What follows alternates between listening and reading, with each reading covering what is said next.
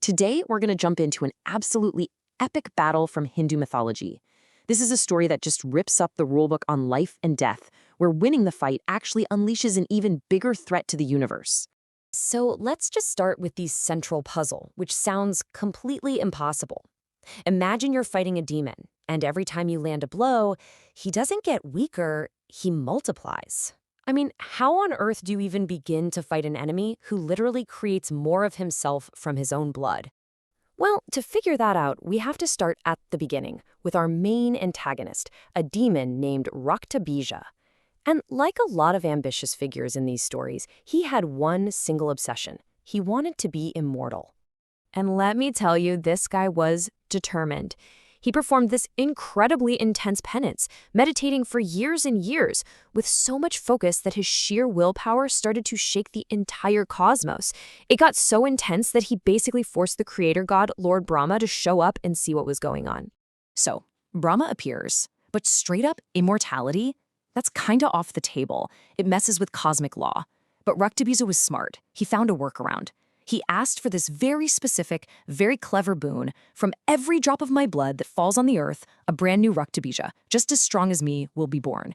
And Brahma granted his wish. So now, armed with this insane power-up, Raktabija is basically unkillable in a fight. He teams up with a couple of other major demons, Shumba and Nishumba, and they decide to aim high. Their target? The heavens. And the result was a total catastrophe. The celestial kingdom, which was once this place of order and peace, was just completely overrun. Chaos and fear took over, and the gods, including their king, Indra, had no choice but to flee for their lives. You can see how hopeless the situation was. The gods were just completely outmatched. Every single attack they threw at Raktabija just made his army bigger and stronger, spawning endless clones of himself. They had absolutely no chance. So the gods are defeated, they're in hiding, and the universe is on the brink. All hope now rests with the ultimate divine feminine power, the goddess Parvati. Now the demons, getting really arrogant in their victory, they send messengers to Parvati, basically telling her to surrender to them. And their threats, their insults, well, they had an effect, but not the one they were hoping for. Their words sparked this cosmic fury deep inside the usually calm and gentle goddess, and something began to stir. And out of that pure, white-hot rage, something absolutely terrifying and magnificent was born.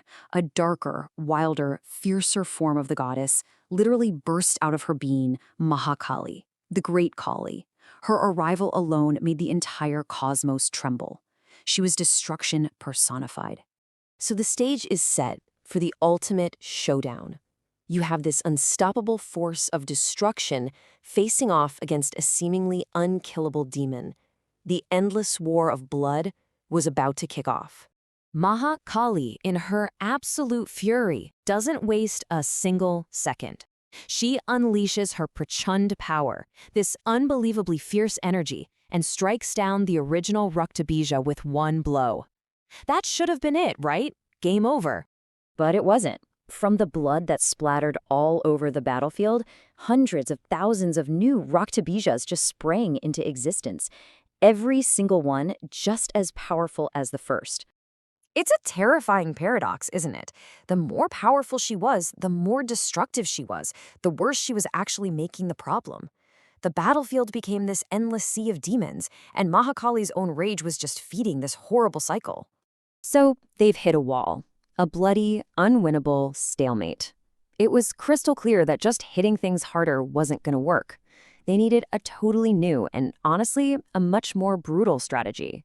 A solution that could only be born from destruction itself. And this is where things get wild. Mahakali adapts. She comes up with this ingenious and, frankly, horrifying solution. She keeps striking down the demons one by one, but as she does, she extends her massive tongue and catches every single drop of their blood before it can even touch the ground. And then she drinks it all, making sure not one new clone could be born. By literally turning the demon's power against him, the Sanhar, the complete annihilation of Raktabija, was finally done.